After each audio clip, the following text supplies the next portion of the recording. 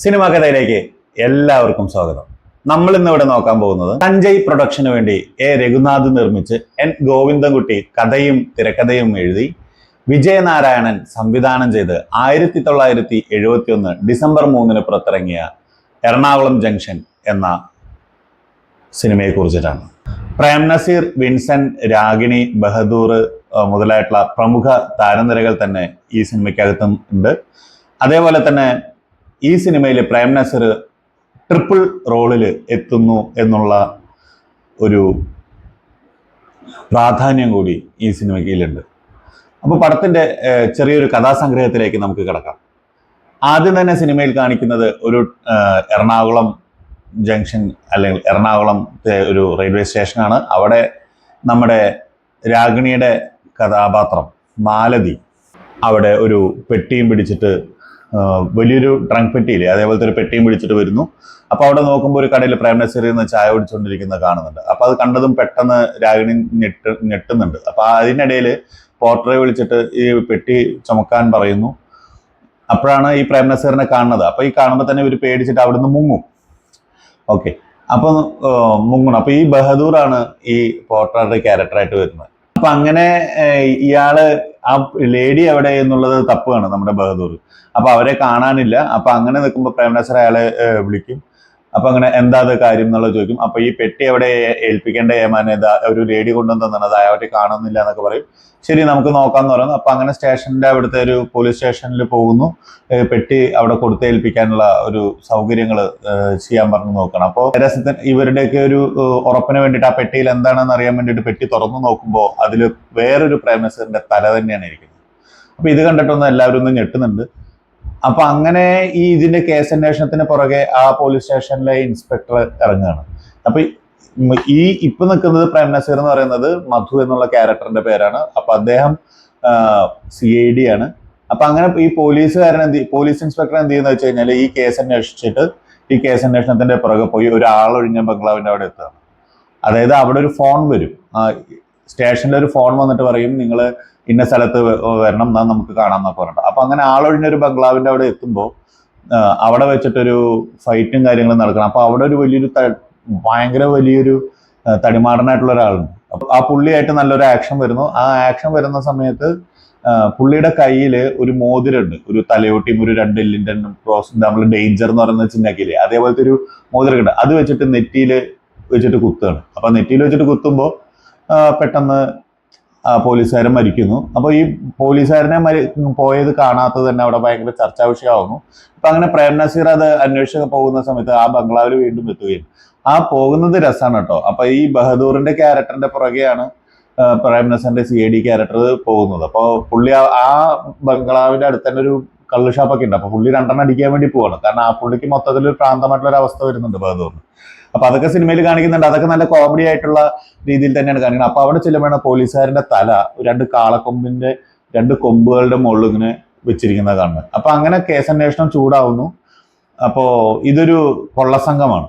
ഈ കൊള്ളസംഘം എന്ന് പറയുന്നത് പഴയ സിനിമകളിലെ പോലെ തന്നെ മുഖം മൂടിയിട്ടുള്ള ഒരാളുണ്ട്. അതിനെ ചുറ്റിപ്പറ്റി നിൽക്കുന്ന ബോസ് എന്ന് പറയുന്ന ഒരു 3-4 ആൾക്കാരുണ്ട്. അങ്ങനത്തെ ഒരു കൊള്ളസങ്കേതം.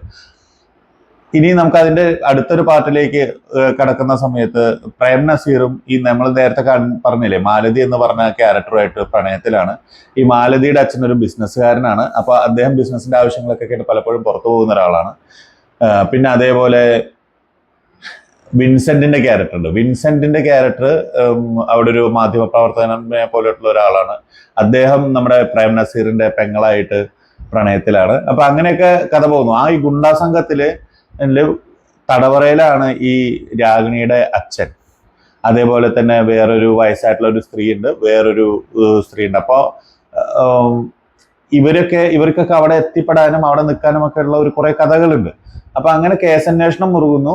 അങ്ങനെ നമ്മുടെ മാലതി, അതായത് കേസന്വേഷണം വളരെ സ്പീഡിൽ നടക്കണം. അപ്പൊ അങ്ങനെ മാലതി തന്റെ അച്ഛനെ കാണണം എന്നുള്ളൊരു ആഗ്രഹത്തിന്റെ മുകളിൽ നിൽക്കുന്നുണ്ട്. അപ്പൊ അവിടെ ആ വയസ്സായിട്ടുള്ള ഒരു സ്ത്രീയെ ഈ ഗുണ്ടാ തലവനോട് ചോദിക്കുന്നുണ്ട്, നമ്മുടെ മമ്മൂട്ടിക്കാരനോട്, എന്റെ മോൻ എന്ത് സംഭവിച്ചു എന്നൊക്കെ ചോദിക്കുന്നത്. അതൊന്നും ഇപ്പൊ പറയാൻ സാധിക്കില്ല എന്ന് പറഞ്ഞിട്ട് അപ്പൊ വീണ്ടും ചോദിക്കുന്ന സമയത്ത് പറഞ്ഞതനുസരിക്കുക എന്നുള്ളതാണ്, അല്ലെങ്കിൽ അറിയാമല്ലോ മരണമാണ് അടുത്തതെന്നൊക്കെ പറയുന്നു. അപ്പൊ അങ്ങനെ അവരെ വീണ്ടും മാറ്റി നിർത്തുന്നു. അപ്പൊ അങ്ങനെ അവിടെ രാഗിണി വരികയാണ്. അപ്പം വേറൊരു സ്ത്രീ ഉണ്ട് എന്ന് പറഞ്ഞില്ലേ, അവരുടെ സഹായത്തോടു കൂടി ഇവരാരും ഇല്ലാത്ത സമയത്ത് രാഗിണിയും മറ്റേ സ്ത്രീയും കൂടി രാഗിണിയുടെ അച്ഛനെ കാണുകയാണ്.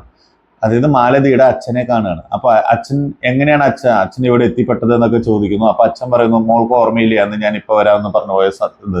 അപ്പൊ പുള്ളിക്ക് ചീട്ടുകളി ഭയങ്കരമായിട്ടുള്ള ഭ്രമമുള്ള ഒരാളാണ്. അപ്പൊ അവിടെ ഒരു ഹോട്ടലിൽ വെച്ചിട്ട് ചീട്ട് കളിക്കുന്നു. ആ ചീട്ട് കളിക്കുന്നതിന്റെ ഇടയിൽ പൈസയെ പറ്റിയിട്ടൊരു തർക്കം ഉണ്ടാകുന്നു. അവിടെയാണ് വിക്രമൻ എന്ന് പറഞ്ഞ രണ്ടാമത്തെ പ്രേംനസീറിന്റെ ക്യാരക്ടർ വരുന്നത്. അപ്പൊ അവിടെ അങ്ങേരെ ഒരു ഗുണ്ടയാണ്. അപ്പൊ അങ്ങേരെ അവിടെ വരുന്നു, ഇയാളായിട്ട് അടി കൂടിയിട്ടുള്ളവരെയൊക്കെ അടിച്ചോടിക്കുന്നു. എന്നിട്ട് നിങ്ങൾക്ക് പോരാത്ത പൈസ ഞാൻ തരാം എന്ന് പറഞ്ഞിട്ട് വീണ്ടും ഈ കൊള്ളസങ്കേതത്തിലേക്ക് കൊണ്ടുവരികയാണ്.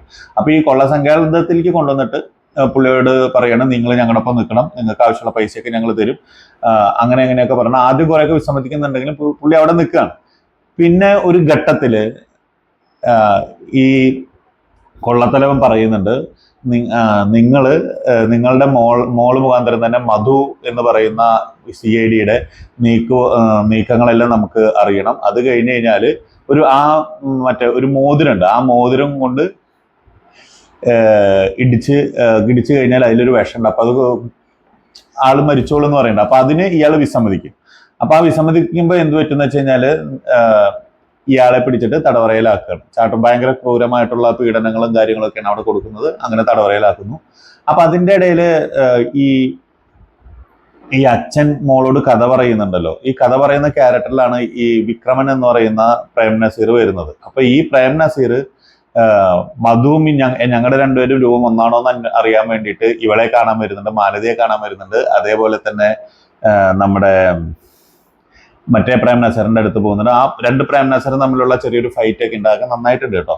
അപ്പൊ ഇതൊരു 2-3 തരത്തിലെ കഥകൾ പറഞ്ഞുകൊണ്ടാണ് ഈ സിനിമ പോകുന്നത്. അപ്പൊ അങ്ങനെ വീണ്ടും മധു ഉണ്ടല്ലോ, CID, അപ്പൊ പുള്ളി വേഷം മാറിയിട്ട് ഒരു ഹോട്ടലിന്റെ താഴത്ത് വന്നിരിക്കുന്നു. അപ്പൊ അതിന്റെ മുകളിൽ തന്നെ മറ്റേ പ്രേംനസീർ, അതായത് വിക്രമനും അവിടെ ഉണ്ട്. അപ്പൊ അങ്ങനെ അവർ വീണ്ടും കാണുന്നു. അപ്പൊ വിൻസെന്റ് അവിടെ വരുന്നുണ്ട്. വിൻസെന്റ് വന്നിട്ട് പറയുന്നത്, എനിക്ക് നിങ്ങൾ എന്താ ഇപ്പൊ തന്നെ മോളിയും കണ്ടു, നിങ്ങൾ എന്താ കുമ്പിടിയാണോ എന്നുള്ള രീതിയിലൊക്കെ ഉള്ള ഒരു ചോദ്യമൊക്കെ ഉണ്ട്. അപ്പൊ അങ്ങനെ എന്താ എന്നാ നോക്കാന്ന് പറയുന്നു. അങ്ങനെ അവർ രണ്ടുപേരും കൂടിയിട്ട് ബൈക്ക് എടുത്ത് പോകണം. അപ്പൊ മറ്റേവർ അതിന് മുമ്പേ വണ്ടി എടുത്ത് പോയിട്ടുണ്ട്. അപ്പൊ അങ്ങനെ അവരെ ചേസ് ചെയ്തിട്ട് ഇവര് പോകുന്നു. അങ്ങനെ ഒരു മലയുടെ അവിടെ വെച്ചിട്ട് വീണ്ടും ഇവര് തമ്മിലുള്ള ഭയങ്കര ഫൈറ്റ് നടക്കണം. രണ്ട് പ്രേംനസീറും വിൻസെന്റും പിന്നെ നമ്മുടെ തടിയനായിട്ടുള്ള ഒരു ഗുണ്ടയില് പുള്ളിയൊക്കെ ആയിട്ട് നല്ലൊരു ഫൈറ്റ് നടക്കുകയാണ്. അതിൽ എന്ത് പറ്റുന്ന വെച്ച് കഴിഞ്ഞ് കഴിഞ്ഞാല് ഈ മോതിരത്തിന് എപ്പോഴും വിഷമുണ്ട് എന്ന് പറഞ്ഞല്ലോ. അപ്പൊ അത് ഈ ഗുണ്ടയുടെ കയ്യിലുണ്ട്. അപ്പൊ ഈ മോതിരം വെച്ചിട്ട് ഇടിക്കുന്ന സമയത്ത് മറ്റേ വിക്രമൻ എന്ന് പറഞ്ഞ പ്രേംനസീറിന്റെ നെറ്റിയിലാണ് പതിവ്. അപ്പൊ അങ്ങനെ പുള്ളി മരിക്കുകയാണ്. ആ ക്യാരക്ടർ അവിടെ വെച്ച് മരിക്കുകയാണ്. ആ ക്യാരക്ടറിന്റെ തലയാണ് ഈ ഡ്രങ്ക് പെട്ടിയിൽ പടത്തിന്റെ തുടക്കത്തിൽ തന്നെ കാണിക്കുന്നത്. അപ്പോ ആ സമയത്ത് അത് പറയുന്നുണ്ട്, മറ്റേ ആ മുഖംമൂടിക്കാരൻ പറയുന്നുണ്ട്, ഇതേപോലെ തല വെട്ടിയെടുത്തിട്ട് അവിടെ കൊണ്ടുപോയി നമുക്ക് ആവശ്യമുണ്ട്, മീശയൊക്കെ ഒന്ന് ചെറുതാക്കിയാൽ മതി എന്നൊക്കെ പറഞ്ഞിട്ട് അവിടെ കൊണ്ടുപോയിട്ട് വെക്കുന്നുണ്ട്. ആ ക്യാരക്ടർ മരിക്കുന്നു.